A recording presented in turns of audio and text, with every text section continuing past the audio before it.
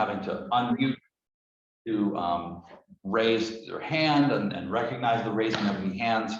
I want everyone here in the room to interrupt me whenever they want, without raising their hand or just any, warning, just blurt out. Because so many times in the past 18 months, you have to say, "Oh, you're on mute, I can't hear you." So I'm tired of that, and let's bring it to the in-person. One other thing is, I'd like to say a special thank you to CH Open, the group that hosted the Workshop last week, where I taught a session and gave a keynote about compassion, gratitude, and innovation on the cloud. And that was a fun talk to give to a very broad audience at the Workshop. So special thanks to Marcus Filon and everyone else who put that together. Here is how I'd like to spend our time together. We have first to demonstrate how and why Microsoft loves Java. And if you've ever read the book, The 5 Love Languages, you'll know that the 5 love languages are acts of service, physical touch, quality time, receiving gifts, and words of affirmation. So the one of those that I'm going to highlight that Microsoft does to demonstrate their love for Java is action. So I have a few actions that I can highlight here. Then I will dive into some role-specific pathways to Azure. And this is where, if I had more people of the audience in the room, I would ask and get a feel for how high level a talk you want versus a more introductory. But because I don't have the benefit of the full interaction, I know that you are all probably pretty advanced, right? The people in the room, are you all already advanced with Azure or? Not really, okay, depends. All right, and I'll, are you, Jonathan, are you able to answer questions if I ask the chat people? Okay, good. So, Releasing in the Java. what's that? Oh, what do I do? Press. Okay. Do I have to do anything, or you can just do it from there? All right. Well, or you can just raise your hand or something. But are there people on the chat online or the video online that are brand new to Azure and would like some more introductory content? Is that okay? I think it's okay. Okay. My big fear is to tell a room of experts really basic things, because I can go as deep as you want. But I also don't want to leave people out that are beginners. All right, so let's talk a little bit about my professional story. I had the very good fortune of being a student programmer at the University of Illinois in Urbana-Champaign way back in 1994. That was when the web was so brand new that we just recently added the image tag to it. So this was the first graphical web browser. I had a very, very small amount of overlap with the multi-millionaire rich crew of Andreessen and Bina. I did have a class with Andreessen, but I came in and worked on the X window client of NCSU Mosaic right after they left. And there was a few years, I graduated in 1995. So I basically had 2 years to work on that. I did a thing, there was a plugin architecture called Common Client Interface, which was a way to a C++ API to drive the Netscape, the Mosaic browser. And I had written a plugin to use multicast to broadcast web pages to other browsers that are on the same session at the time. And this was actually used as a demonstration at I think the 4th International WWW Conference in Darmstadt, Germany in May of 1995. And the nice thing about that was, as far as I can tell, the name of the program was Webcast. So as far as I can tell, though, that was the first use of the word webcast to actually mean what we use it for now. So I can accurately say that I can claim that I coined the term webcast. After I graduated, I continued working on the client side, working for Silicon Graphics in their Cosmo web authoring tool. And right around then was 1997, and Java was brand new. So I left Silicon Graphics, went to Sun, and worked for a while on a port of Objective-C applications to the Java programming language, and then went to, during the Sun AOL Netscape Alliance, this was a great opportunity for me to switch from the client side to the server side. I worked on Netscape 6 for the OJI, Open Java VM Interface. This is how applets would run inside the browser. But then after feeling like I had enough of the client side, I moved to the server side and got involved with J2EE. And J2EE is now called Jakarta EE.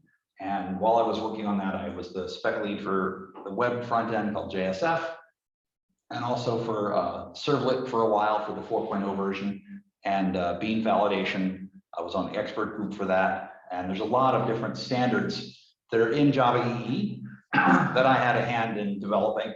And it was a very rewarding part of my career because it was community driven. We had a lot of great interactions from the industry and also from open source. And many of their ideas went into the core specification. And this notion of talking to the community and bringing ideas into the core spec is something I really am passionate about even now. So that's why another reason I'm excited that Java user groups are still going and starting to come back in person. When I went to Zurich last night, I was talking to Marcus and Patrick Baumgartner, he's the organizer of the JUG in Zurich, and they both agreed that after the pandemic, we're kind of like starting over again, like building up the JUGs from the bottom. So we have to try to do what we can to welcome in new people and have good speakers and such. So there was a talk I'd like to make, or announce rather. The next meeting of the JUG in Zurich is about a seminar about software, the art of software reviews. And I think that would be great. Maybe if you could talk to Patrick and see if you could do some kind of coordination thing, maybe webcast it from one to the other, something like that would be cool.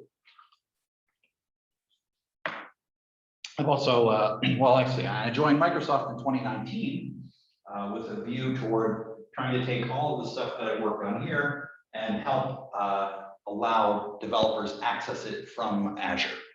And that's what my mission is there.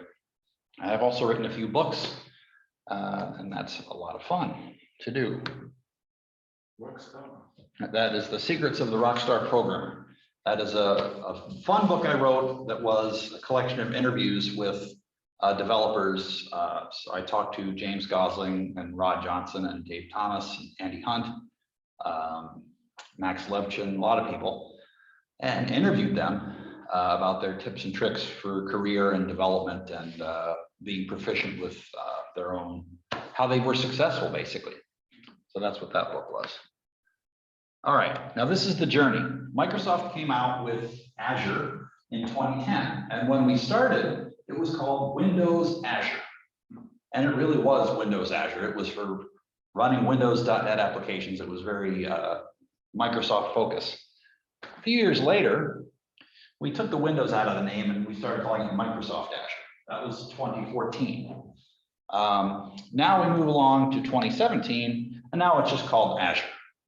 And you see a trend here? We are recognizing that the public cloud cannot afford to choose favorites in anything, whether that's operating system or language or methodology or technique, right?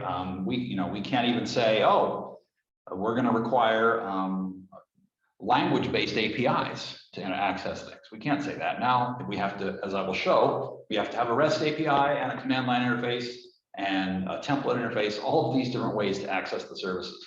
So the cloud is really all things to everyone, and we need to welcome all developers. So in this sense, Microsoft needed to do a culture shift.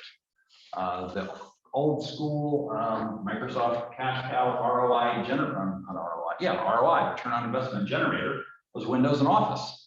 Returns, publicly traded company, returns are everything. So in order for Microsoft to welcome all the developers to the cloud, we had to kind of move away from that. And we are unique among our other competitors, Amazon and Google, in that we're the only one that does like software as our core business, and understanding developers is our core business and always has been. And So that's our opportunity. Our DNA is developers. But the challenge is we have a lot of people that are inside the company and, for good reason, are looking at what was done with Windows and Office and saying, let's just keep doing that. It's working just fine. So we have to make that culture shift. But thankfully, we have developers to focus on to unify us around that vision of bringing success to developers. Now, Satya Nadella made a statement at one of his keynotes a long time ago that my colleague Brian Benz, he gave a talk at Devox France, and this is a screen grab from that. But not only does Microsoft love Java, we also love all these other languages. This screen grab is from the Azure SDK homepage. The Azure SDK is a language-specific way to access Azure services, and there are bindings for all of these languages you see up here. And that is one way to access the cloud. Another thing Microsoft loves is Linux, GNU Linux, as I need to say. 60% of our Azure Marketplace instances are Linux-based. More than 50% of the VM cores that are running on Azure at any given time are Linux-based. So this is an example of the culture shift being successful. Any questions from the room or from online at this point? So participants are to only themselves in Chinese. And that's the question was. What? Sorry, say again. So participants unmute themselves in Chinese. Oh, yes, they can chime in. We've got this microphone thing here. No question in chat. Okay, all right. Now, judging from my history with Java, I've been present to see the evolution of enterprise Java from before the existence of Spring and Java to the way it is now. And the way it's evolved now, we have really three major access points or access channels for people to use Java in general and on Azure in specific. Either the Spring stack, the Jakarta EE stack, or everything else just running straight on Tomcat. Or not Tomcat, rather, straight on the Java VM. That's a popular way. A lot of people still like doing code that way. Native applications, GUI applications, for example. So with those three stacks, we have 4 different domains of running Java on Azure: virtual machines, containers, managed services, and serverless. So that's like Azure functions. So that's the ways we deliver Java. We also address wherever you are in your cloud journey. So we have some customers that are having a monolith and they're happy to stay on it. We have some customers that are taking the monolith and moving it along towards microservices. And there's Java available on Azure for all of these stages in the journey. But I want to spend some time talking about how I learned about Azure, how I came into the cloud. So this is a picture of me after I joined Microsoft, and I could see all of these technologies that I had to learn all at once because it's such a broad surface area on Azure. So here's some tips that I learned that helped me understand how to make sense of Azure. I'm going to cover this in 2 different domains: how to get started as an individual contributor, and also how to get started as an architect or team leader. So the framework that I put together myself to understand Azure is to look at how Microsoft develops, delivers, explains, and measures the success of how our Azure products are doing. First, Microsoft develops its offerings using these 3 main pillars of development. The core product development, you have people in program management, and then you have developers, architects such as myself, and technical leads and individual team members. And we have developer advocates. These are people whose job it is to produce video content, go to conferences, write blog posts, do articles in the press. They help develop the work on Azure as well, because the lessons they learn interacting with the field and interacting with community events are put back into product development. And finally, we have product marketing that does what product marketing does, the very important work of designing and executing campaigns, for example. Let's talk about how we deliver our Azure offerings. This is how we can meet developers where they are. So I mentioned we have to be all things to all developers, and that means We have cross-language and language-specific. Because this is a Java user group, I'm going to talk about Java-specific on the side. So on the cross-language side, every Azure service is exposed to an equal amount of fidelity using the Azure CLI, which is a Unix-based command line, Azure PowerShell for Windows, the Azure SDK for any language-specific thing. And underneath all of that, there are published REST APIs. So if you want to talk directly to the Azure Resource Manager using the REST APIs, you can do that. And finally, we have infrastructure as code. So there are two main platforms for that, Terraform and Azure Resource Manager or Bicep templates. Is anyone here using Terraform? Yep, okay, great. So Terraform is a multi-cloud solution, of course, whereas ARM and Bicep are Azure native, just for Azure. On the Java-specific side, we've invested very heavily in IDE extensions and also the whole IDE itself. Microsoft has developed Visual Studio Code as an open source project, and we have Java extensions for Visual Studio Code and plugins as well. But we also have plugins for IntelliJ IDEA that Microsoft has developed and works on and continues to maintain for interacting with all our Azure services. And we also have Maven Gradle plugins. So for example, you can do Maven deploy and have the jar file pushed directly to the Azure App Service or the Azure Spring Cloud. So we have Maven plugins for that. If you're a Spring user, we have a huge and very mature offering called Azure Spring Cloud. And in addition to that, providing a fully managed platform as a service that lets you use a complete Spring Cloud environment where you only have to focus on writing your own business logic code. And we handle all the rest, such as distributed tracing and logging and data service integration like caches and databases. And the API gateway is all provided for you. We also have a large collection of Spring starters for your own Spring apps that you might be running in a virtual machine or in a container that integrate with Azure services in an idiomatic fashion. So for example, we have a Spring starter that lets you, that automatically will get the SSL certificates from Azure Key Vault so that your Spring can do SSL end-to-end encryption, and the certificates are handled transparently for you. And there's a lot of other ones as well. Now we come to how we explain its offerings. I'm talking a lot about this. I'm putting a question. Yep. Sorry. Great. Some Terraform objects don't have yet order options. Is that still work in progress? The Terraform is still a work in progress, and that's part of the reason why we wanted to develop Bicep, because ARM templates are gigantic JSON files that are very, very hard to work with when they scale to very complex deployments. Whereas Terraform templates are much easier to understand. They have a good modularity concept that scales well conceptually, right, to the problem.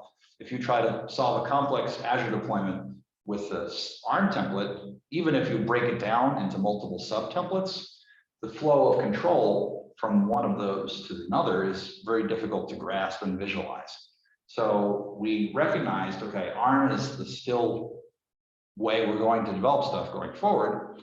And Terraform is, we have a whole team that works with me and the same kind of group as I to continually provide services for Terraform. But they're always going to be playing catch up or a step or two behind. Whereas the ARM templates, by definition, are as raw as it gets. And this Bicep thing, it is not, well, it's a DSL, a domain-specific language for deploying infrastructure as code, but it's implemented as a transpiler thing. So when you run the Bicep tool, it spits out an ARM template underneath, and you can just use that as you normally would. So it's really an ease of use layer on top of ARM. So if we didn't make the decision to invest in that, then we wouldn't be able to get an easy to use surface area to our developers, and we'd have to wait for the Terraform group to get things up to speed there. So it's a quicker decision for us to get things to market. Good question. And please keep asking them. Are there any others? Yes. Okay. So let's talk about how we explain our offerings. The first is we have the brand name of the Azure service. That's a marketing focused name, and it can change over time. For example, there's a really popular Azure service called Azure App Service. And that's a good name. What does it do? It lets you run your app on Azure. No fuss, just run the jar or the .NET, PHP, Python, whatever app you have. We have support for many different offerings in the Azure App Service. That service started out its life as called Server Farms, and it has a different name now, App Service.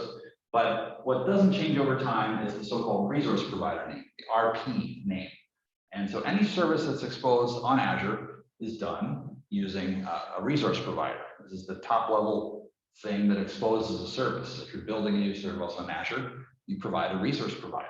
And you can also do your own custom resource providers. But that's a contract, so that name is not going to change over time.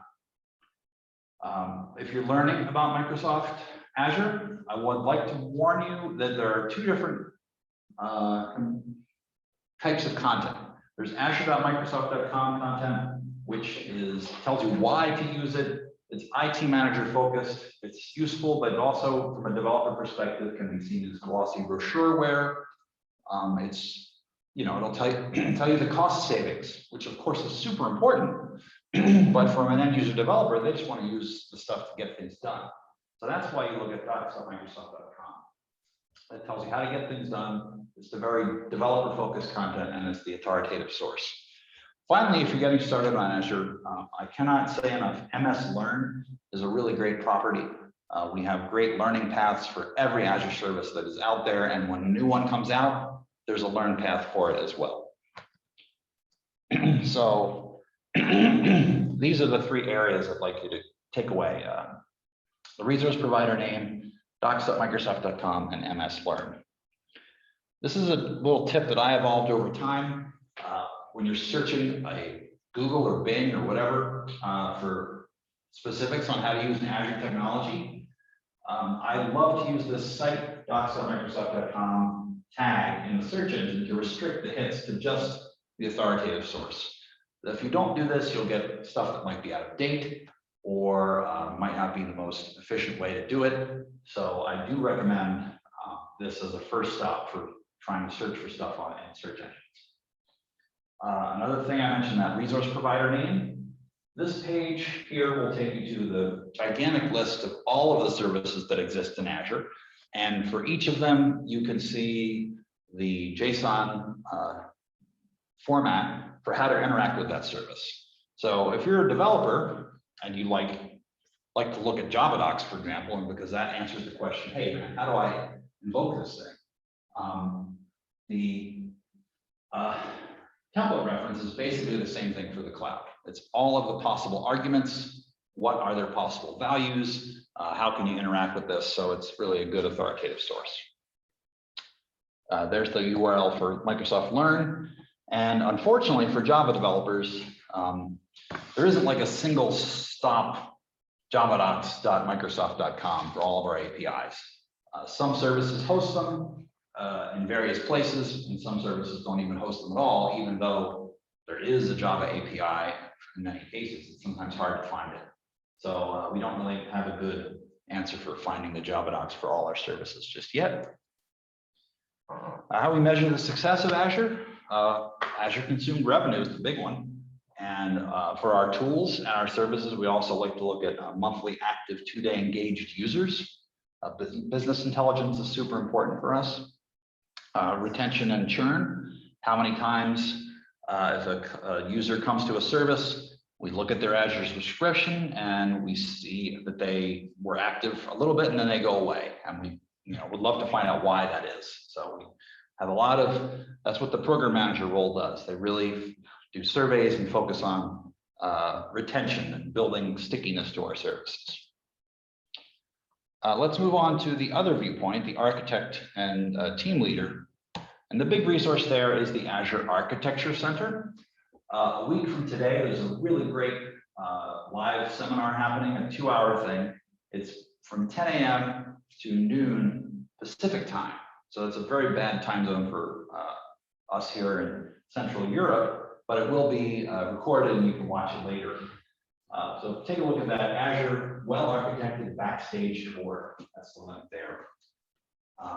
Coming from the architecture's perspective to Spring Cloud, the Azure Spring Cloud reference architecture is available from this link, and it will show you how to use Azure Spring Cloud to address all of the 5 concerns of the Azure well-architected framework. Basically, if you follow the framework, you'll have a resilient cloud deployed application, or estate, really, rather, not just application, a whole IT estate that will be cost effective, it will be resilient, it will be highly efficient, it will be fast, and it's a good thing to check that out. Another great architecture resource is the Azure Pricing Calculator. Many times when you're migrating your estate from on-premise to a public cloud, you want to know how much is it going to cost. So the Azure Pricing Calculator has all of the tools for all of the services, and you can actually see in your local currency how much each service will cost. Do you have a starting package or something to start? Absolutely. There's a free Azure subscription you can use, and there is a list on docs.microsoft.com of all of the services that have a free tier. And if you get in touch with your local engagement, you know, if you're a corporation and have a sales team and have people from Microsoft on premise, they can also get set up with Azure passes for various events. When I taught the workshop last week, the field gave me 20 $50 Azure passes. So those are possible to use, and they were fully loaded, and you could really do everything you wanted up to $50. So you can get a whole lot of Kubernetes service for $50, actually. The Azure Kubernetes service is one of the most affordable and popular cloud services we have out there now. And so we were able to do that and not even get close to the $50 budget.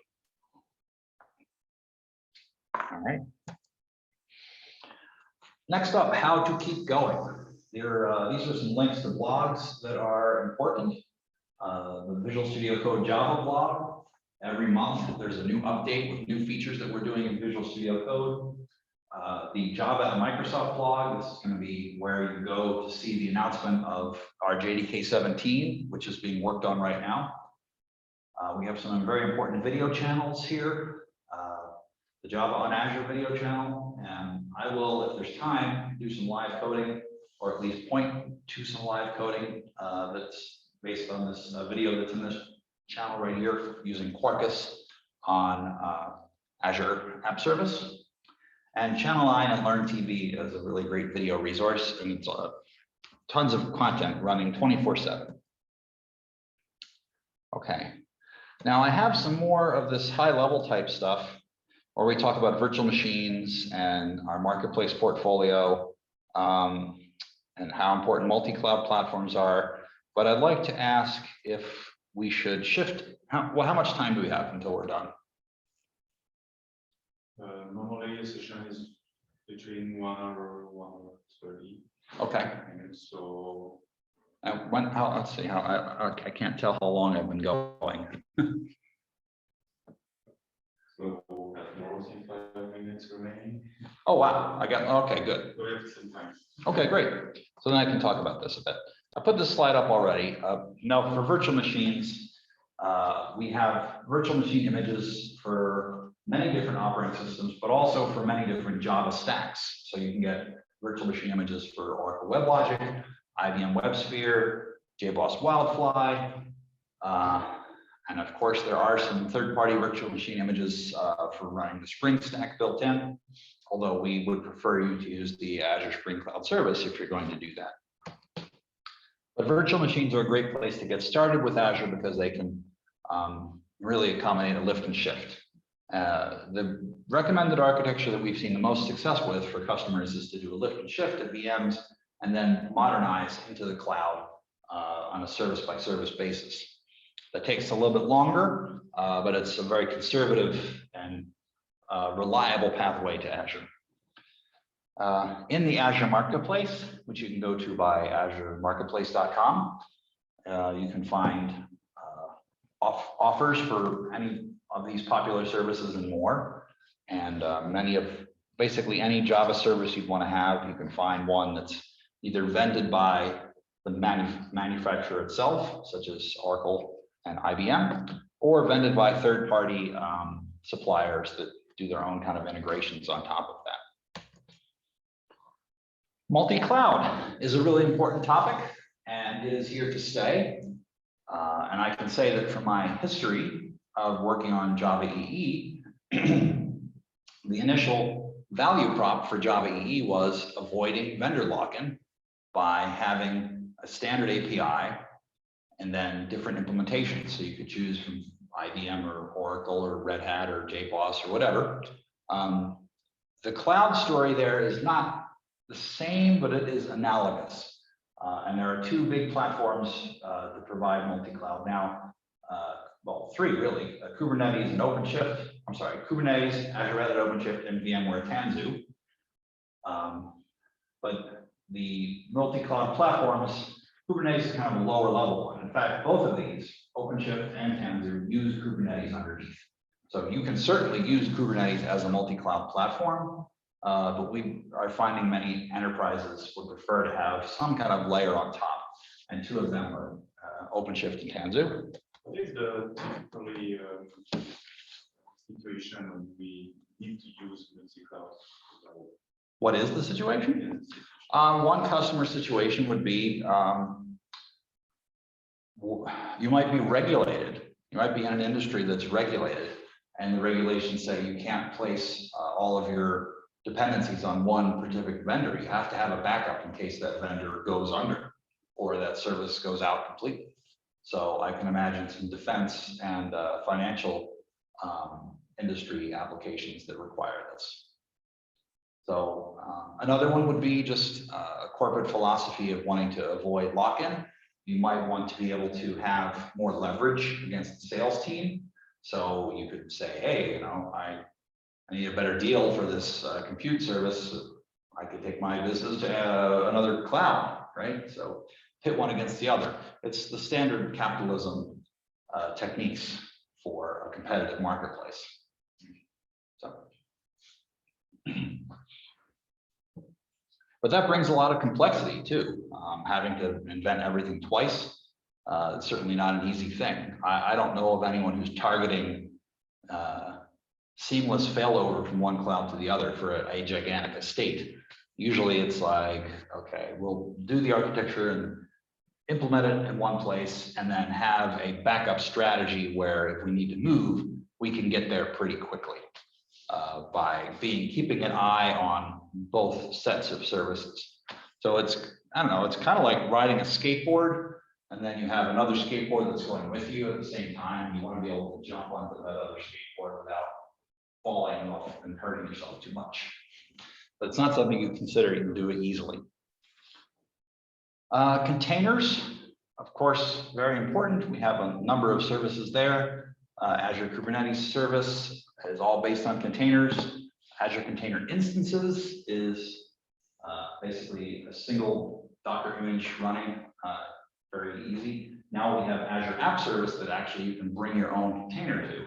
So Azure Container Instances is a lower level service, but Azure App Service, which I have in the live coding portion of the talk, will use the Docker-based Azure App Service offering. Could you plan a live coding to show us? Yeah, that's why I was asking if I should go to that now or should I stick with these slides. Let me just run through the rest of them and then I'll get to the live coding because I know that's a little more fun. Managed services, Azure App Service, that's one of them. And I want to talk about Azure Spring Cloud. This is a really important one for us because we've invested a lot of effort and time into it, and we believe a lot of customers are having success with it. If you go to, let me just show you a quick tip. If you go to site : I really wish that I didn't have all this Chrome zoom stuff at the top of my page to make it impossible for me to see what's going on.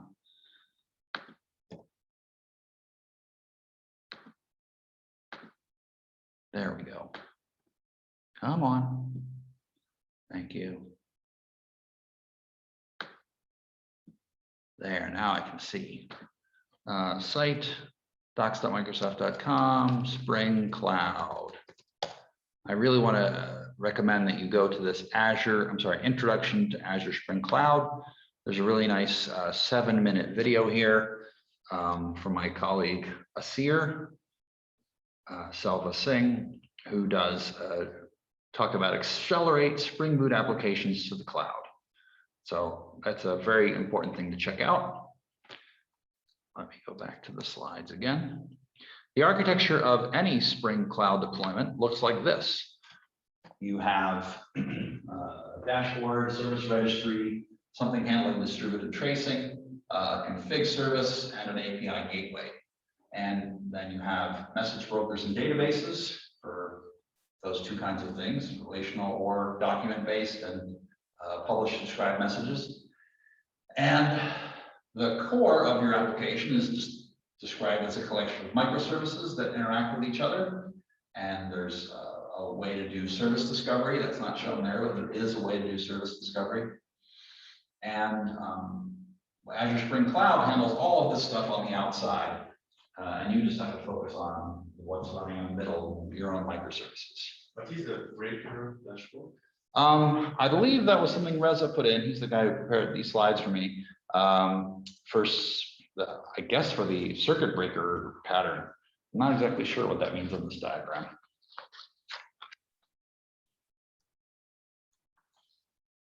Okay, the serverless is an Azure, high-level Azure service. And we have bindings for all of the different languages, Java, .NET, Rust, Python. So we have, and the way you orchestrate those is with this thing called logic apps. So you can have your serverless functions interact with each other or with a message queue. We also would like to talk about the Microsoft build of OpenJDK. So here's where I'm going to step out of the flow of it and mention that on Tuesday of this week, I had the pleasure of announcing the OpenJDK, the full public release of Java 17. And I want to talk about Microsoft's contribution to that and also a little bit about what's new there. I'm trying to zoom this out so it doesn't get away. Can I get this stuff to go away somehow? I'd love to get this stuff to go away. I don't really want it. So let me find this email from Andres. Here we go. And open it in a new window. Okay. So I went to Basel on Tuesday night, and that's where my old friend and Java champion and Oracle developer advocate, Andres Almaray, lives. And he joined me at the Basel JUGL, and we shared this email that he sent to me. So this is September 14th, the general availability of Java 17. So this is the first long-term support release since JDK 11. If you are still using JDK 8, it's really now time to move up to 17.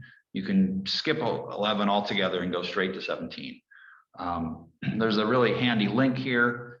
If you're upgrading from the previous LTS, JDK 11, then you have many more JEPs to look forward to. A JEP is a Java enhancement process. And let's click on this link just to review some of the new features in Java 17. The first one I want to mention is the macOS Arch 64 port. And this one is important because it's the most concrete demonstration of Microsoft loving Java. I will show you the actual commit. Let me go to history here and look for GitHub. And I think it should still be in my JDK maybe. There it is. So JEP 391, and this is the OpenJDK GitHub project. And you can see this was committed by, co-authored by two people from Microsoft, Ludovic Henry and Monica Beckwith. They have done the engineering work on this that was now ported and checked into the OpenJDK project. So this is a very significant commit, 75 changed files, and all of them C++. To make it run well on the Arch64. And a lot of that was build file stuff too. Flags, auto config stuff, makefile. There's a makefile in here. Yep. So, okay, that's one. That's the Microsoft contribution there. Let's talk about a few really interesting language ones. Records, sealed classes, switch expressions, and text blocks. Text blocks are the easiest to explain. If you've ever written a servlet and you were using documentation from the early days of servlet, you would have a bunch of system out printlns with HTML in them. Now you can use this triple quote syntax and it will automatically handle the formatting in white space correctly. So I'm very fond of that feature. The next one is switch expressions.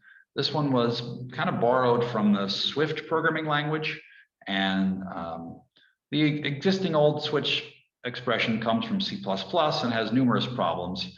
The need for the break statement and the lack of the compiler having the ability to check for an accidentally missing break statement.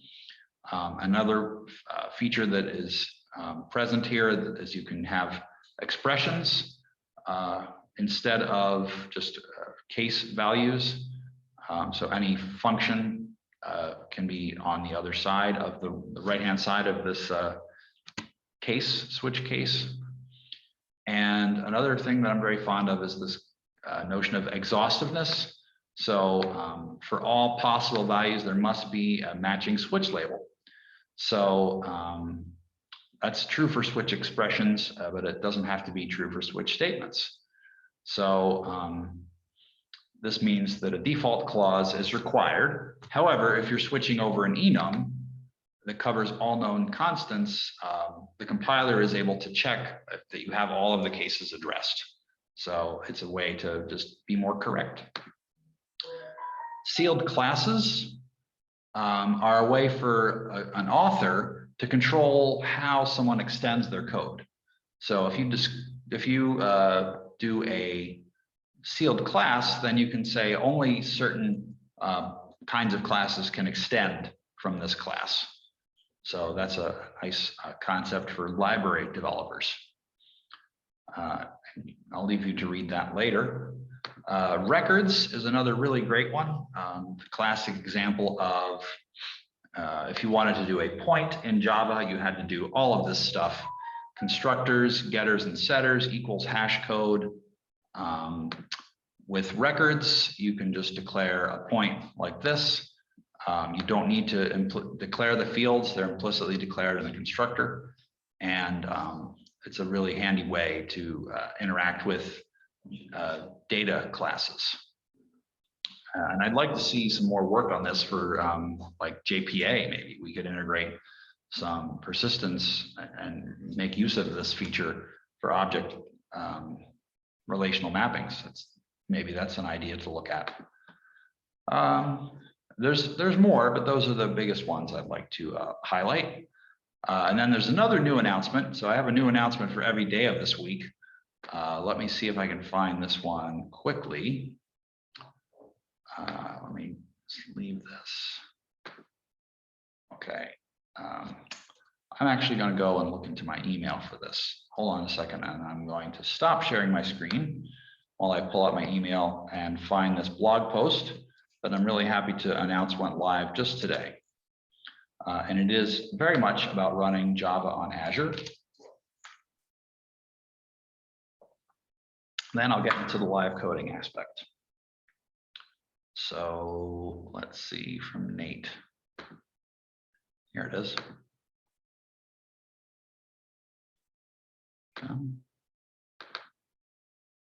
Outlook is being a bit slow.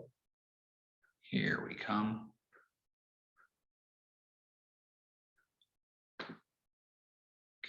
Okay, there it is. All right, let me close my mail and resume sharing the screen.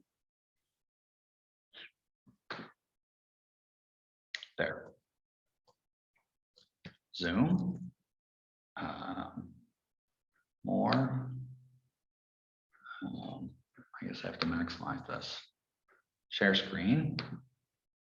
There we go.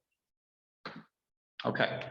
So now you can run PowerMicro on Azure Kubernetes Service.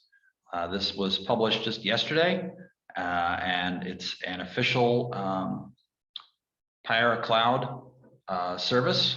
So it's the Jakarta EE pass on Azure, and this is what the architecture looks like. You can use deployment automation tools like Terraform or Bicep, and you could stand up these services and have your PowerMicro with a Hazelcast cache, for example, interacting with your managed databases. And there's a sample that shows you how to take off with this. So I will just recommend you take a look at that if you're interested in Jakarta EE on Azure. Power is a Java EE app server that was forked from Glassfish. Glassfish was a Java EE app server that was initially done by Sun. And when the industry consolidated and Oracle bought Sun, they had two app servers, much like what happened with IBM. IBM had WebSphere and JBoss had JBoss EAP. And you know, when IBM bought Red Hat, they still have both of those things. So Oracle, on the other hand, chose to minimize and give away, it was open source already anyway, so basically stopped developing Glassfish, and Power came along, and they had already been doing a fork, so they decided, let's just keep working on the fork, and now we'll bring it to Azure. So it is a really great, highly supported, low-cost way to bring Java EE apps to Azure on AKS. Okay, so let us now go to the live coding portion of the demo. So I promised a video. I'm not going to show the video, but I'm going to point to the video. So if I go back into my slides and go to this link here, how to keep going. This Java on Azure video or YouTube channel, if we click on this, we can see the most recent video is this one here, deploying Quarkus applications to Azure. So that's how you find it. Go to YouTube and just search for Java on Azure. And I will follow the steps, and hopefully I got it right. And if I don't, I have a demo that I can show of it being pre-deployed. So first, I'm going to go to code.quarkus.io. This is the starter application for Quarkus-based applications. And I'm going to say this particular Hello World thing, I would like to have REST, Easy, and Jackson for JSON. And I would like to change this to code with Quarkus 03, because I've done this twice already now. And I will push to GitHub. And because I've authenticated my Quarkus to my GitHub, it's going to, what happened here? I don't know. I'll try one more thing. Maybe I ran out of demo magic. Let me try once more. I'll just say JUGL instead as the name of the thing. Yeah, I think with this name.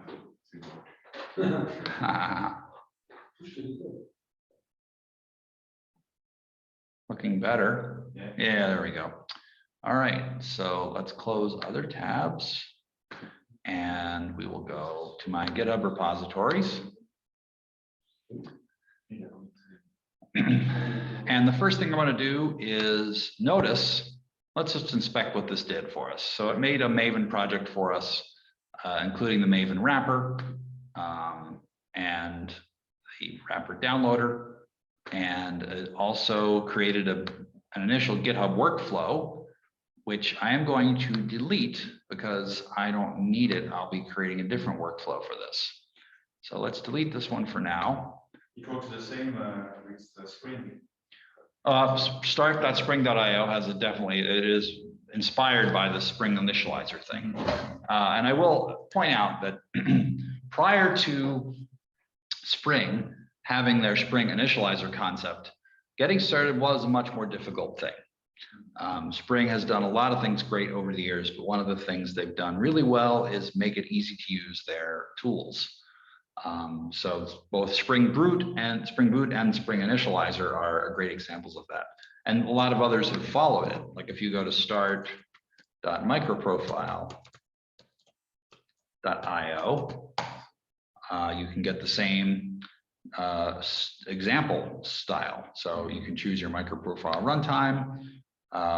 There's Payara, Tommy, Thorntail, Wattfly, so Quarkus. You can do Quarkus on there. And then you can choose what specifications you want to have, what is your Java version, and demo. So it does the same kind of thing. And then of course there's start.spring.io, which is the one everyone knows. And that's that. So Quarkus is following in the footsteps there, but a good idea is a good idea, regardless of who has it. We all want to get around the not invented here problem. And I think actually out in customer land and end user land, that's not as much of a problem. You're just using what's developed and you're using the best thing that fits your needs most accurately. Myself, I've been on the inside of vendors for my entire career, so I'm often fighting with a different agenda of people like, well, we don't want to incentivize the customer to use our competitor, so we have to invent our own thing. So that's often a problem, but you gotta use what's best and give props to where the best happens. So I've deleted my workflow that I don't need. So now I've got my project. The next thing I want to do is go to Noobs Gen. Yet another type starter thing. So let's noobsgen.com. Noobs Gen is a starter that was invented by a colleague of mine at Microsoft, Julian Dubois. He's the person who did that video. And let us sort of combine the Quarkus starter with what we get from Noobs Gen. So I'm going to make a name for myself. EJB091601Q for Quarkus, just to be disambiguous.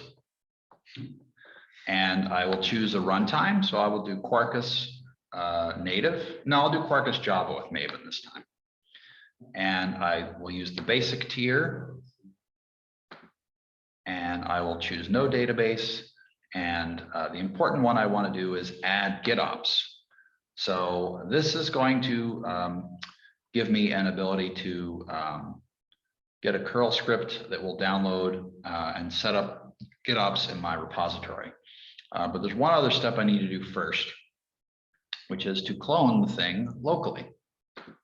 So let me code and do this and go to my text editor and do, git clone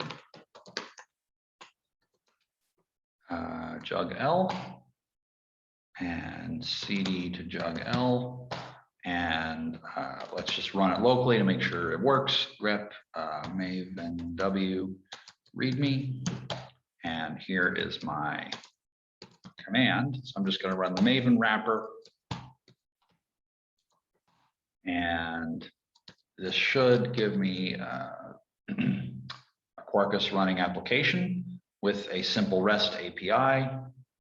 And I'm a little surprised it's downloading stuff because I did this exact same demo yesterday. So I should have all of the jars in my local repository. but I think my settings.xml needs to be updated to not check every day. I didn't bother with that. While it's going, I'll point out if you're doing cloud native development on Windows, you really want to have WSL installed. This is the Windows subsystem for Linux.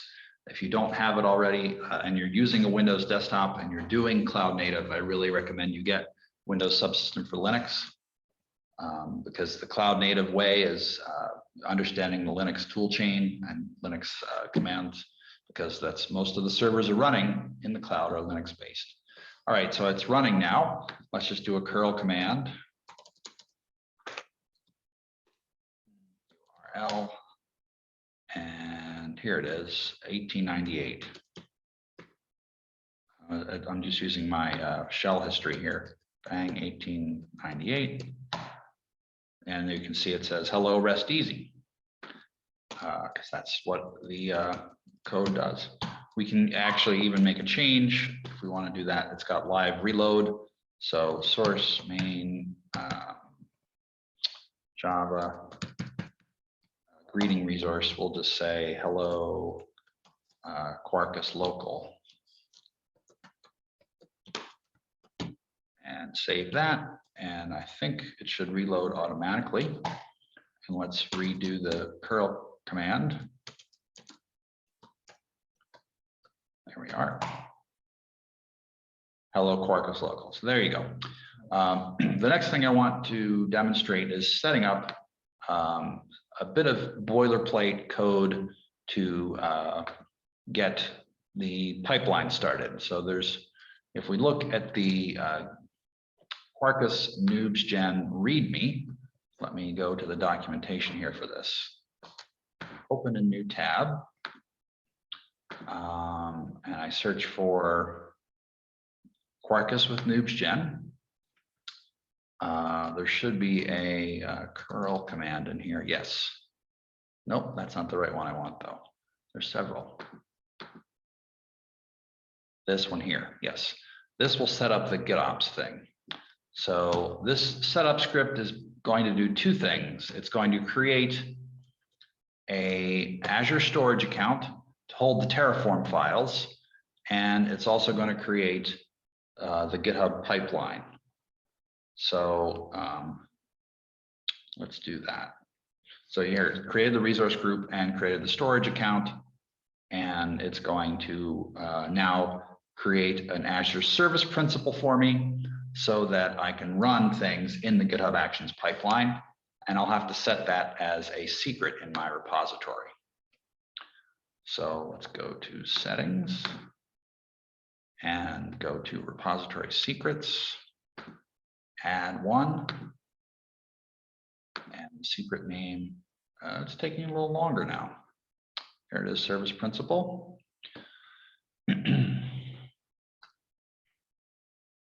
Okay, there we go. So here's my Azure credentials. And oops, wrong key here. When did you choose the duration to deploy and for the configuration? When did I choose what? The configuration for deployments. When I went to Noobs Gen, I filled out the fields. Where is it? Yeah, here it is. And I checked the add GitOps box, and that's going to let me download the Terraform files. But I didn't download them yet because the first thing I need to do is set up the run this setup script, which will set up the storage account and the credentials so the pipeline can run. So let's store Azure credentials here. Now, if I had, I ran out of time, but this setup script also uses the GitHub command line tool to automatically create the credential. I didn't do that. You can see it told me right up here, hey, I wasn't able to create the token because my personal access token has expired. So I have to regenerate the personal access token so that it works next time, but I didn't do that. Next up, let's set the storage account secret. Oops. Let's do new secret. add secret name, and the value is this. There's that. Okay. All right. Next up, let's do git status here. All right, I modified the greeting resource and I did the Maven wrapper. So I don't want to commit the Maven wrapper, so I'll add that to git ignore. Let me see, do I have one already? I don't think I do. I do. Okay, well, let's append to it. Cat.git ignore and .mvn. I don't want that. Git status. Okay, so before I commit this, I'm going to make a change to my source file. Oh, I think the Quarkus thing is still running locally, isn't it? Yes, it is. So let me kill that. JPS kill 83. That kills the Maven wrapper. All right, and I wanted to open the file. Here we go, and I'll say hello Quarkus Azure, and close that and save it. Git stat, git push. Okay, so that's just going to commit the git ignore and my change to my source file. Now, if I go back here, I'm going to create a new branch for this because they're using this so-called GitOps philosophy. The buzzword for that is git push to production.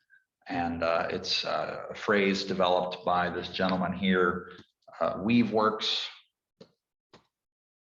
Weaveworks, here we are, Guide to GitOps. If you're curious, it's worth reading this. The person is, here, why is it? This is a very long page. Okay, this gentleman here, Alexei Richardson, in 2017, first describes GitOps patterns, and then he goes on to leave VMware and found Weaveworks, which is doing GitOps in production. So it's a useful technique, and Noobs Gen embraces the GitOps technique. So we're going to create a new branch called env-java, and create that. Then I'm going to pull it or fetch all the branches. And when you check it out, git check out and Java. And now I'm going to go back to Noobs Gen. Where was that? Right here. And because I've selected these values, data center US East, I've put a project name on here. I've chosen web app, Quarkus, Java with Maven. I've chosen the basic tier. I don't need a database, and I've selected add to GitOps. Now I can just copy this script. I don't know if that worked, so I'll just do this. Say again? Yeah, the button didn't work for me once, so let me just try it this old-fashioned way. All right. So this is just doing a curl command, and it gets the generated Terraform and also a GitHub Actions workflow. So I'm on the branch, git stat, git push. We're pushing those values. And now, if we look at the pipeline, go to Actions, and we see we have a pipeline running. And let's explore what the pipeline is going to do.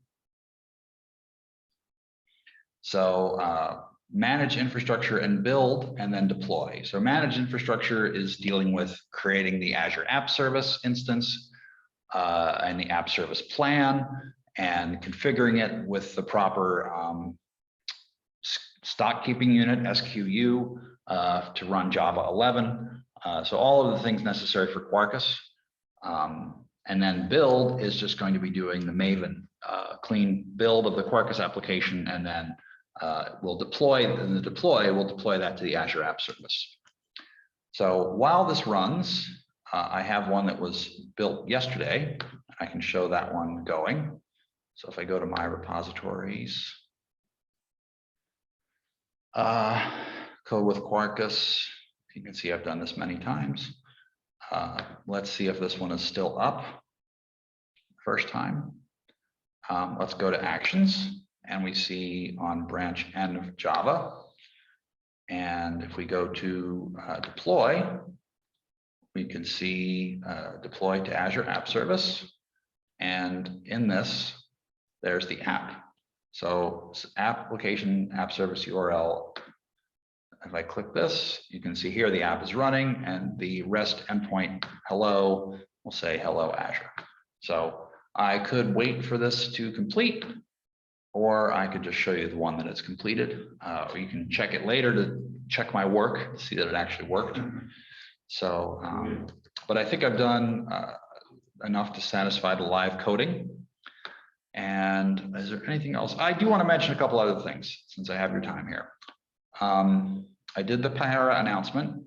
I do want to mention that we have, if you go to Azure Marketplace, if you're running WebLogic or IBM WebSphere on Azure, we have great offers that I've built, or my team has built for these things. So I can just type in WebSphere, and you can see IBM WebSphere product family on Azure, application server cluster. And if you deploy this offer, get it now, you can have this fully standardized WebSphere traditional stack running on Azure VMs. We have a similar thing for WebLogic. So if you search for Azure WebLogic, Oracle WebLogic Server Cluster. So this is a bring your own license offer, as is the IBM one. I'd like to say yes. And this will deploy a Oracle WebLogic Server Cluster. We're working also on doing the same thing for OpenLiberty on Azure Red Hat OpenShift and also on Azure Kubernetes Service. So look for that coming soon. So thank you for your time. And if there's any other questions in the room or online, we can talk now. Thank you. Yep, question. You are mentioning two G2E servers. Yes. Today, compared to Spring, what is the market share? Oh, market share, no question, Spring is the dominant. I would say maybe 75%, or 2/3 or 75% on Spring. And do you see Quarkus? Good question. The answer is yes. I see some enterprises are taking bets on that.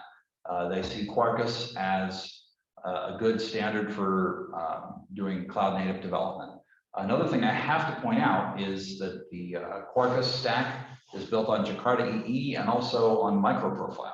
And MicroProfile is a standard project that is doing cloud native development the right way.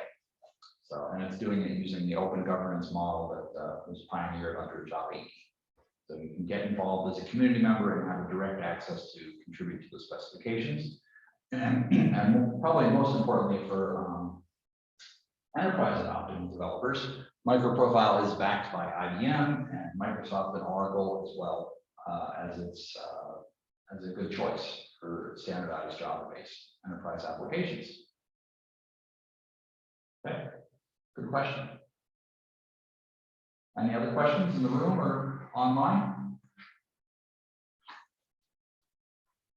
All right.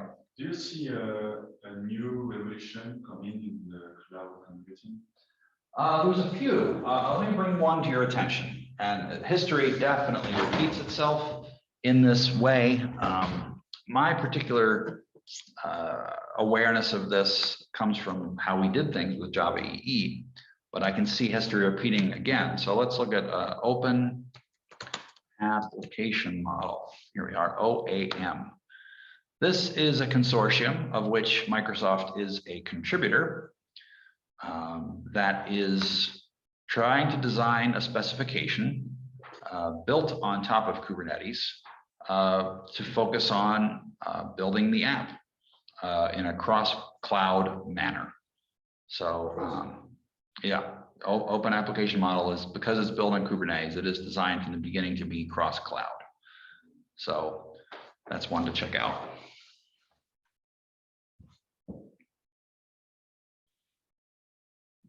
But the same old battles will continue to be fought, where software vendors are trying to build tools. In fact, I gave a keynote at this little conference in Cologne, and it was not the last time I went to Europe. That was in 2020 for JFocus.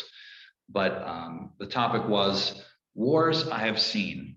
And it talked about it used the metaphor of software vendors fighting battles against each other.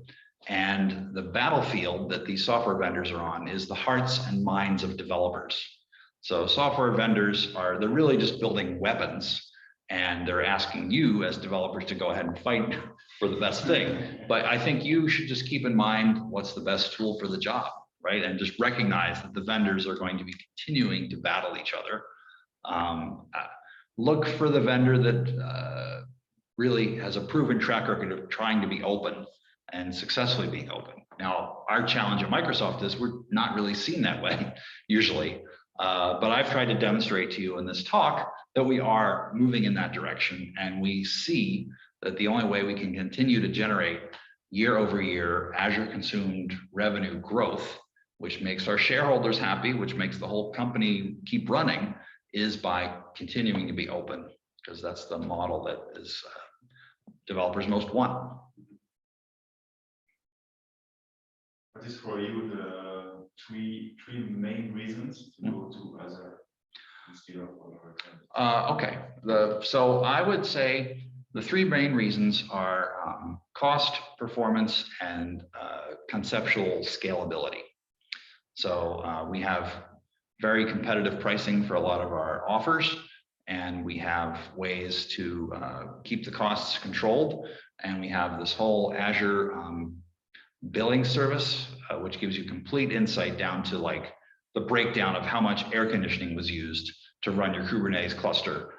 So you can keep track of your CO2 output if you would like to be environmentally conscious on that regard. On the cost side, performance is, all of our services have scalability. We're building data centers like crazy. Just in January of this year, we opened a new data center in Switzerland for what's it called, FINMA? Yeah, for being able to do FINMA compliance. So a lot of the banks are very interested in that. We're building a second one in Switzerland because the one we have there is already oversubscribed. So I'm not sure where it's going to be, but I don't know. We can find out, but I don't know. Do you offer, you will offer high availability in Switzerland? Say again? High availability in Switzerland? Oh, yes, for sure. Yeah. Whether or not the two data centers in Switzerland will be Azure paired regions, I don't know. Let's see here, Azure paired regions list. Here we go. Official website, where is it? See, I should do my own Azure regions. Let's just do my thing here. Site. It'll be in West? Yeah. Because right now, the one we have now is Switzerland North, right? Well, we have both, but as a new model, where Switzerland North is a prioritized one.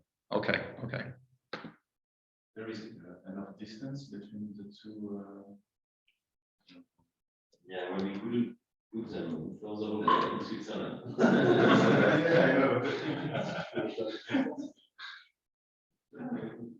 Availability zones and Azure region pairs. There you go. Availability zones are on the way. I cannot share the date right now, but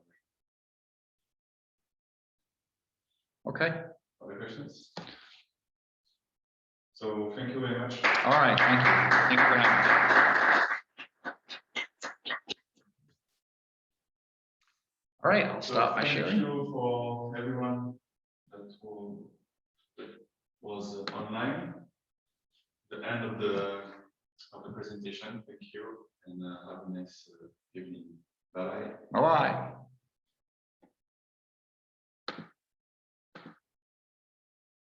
Oh boy. All right.